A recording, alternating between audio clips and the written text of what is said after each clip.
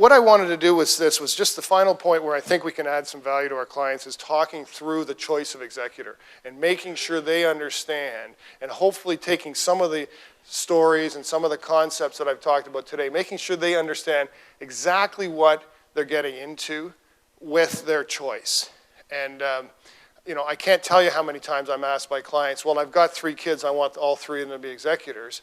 And you know, with that brings with it the next question, well, do you want them to act unanimously? Do you want them to act with a majority clause so that they can freeze one of them out throughout the process? And does it make sense to have them all 3 here because of their geographic locations and so on?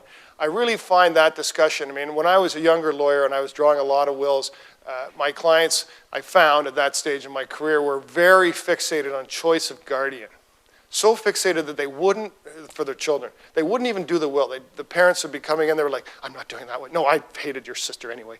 And so, you know, it would literally, they'd leave, and I'd be going, guys, just sign this, like, maybe just sign it without that clause and come back or something. We need a will.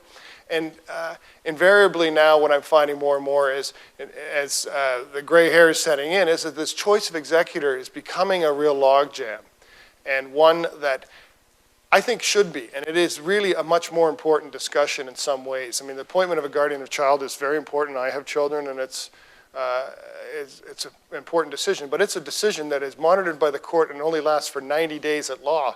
Executorship, courts are very, very deferential to a will, and they're very, very deferential to the choice of executor.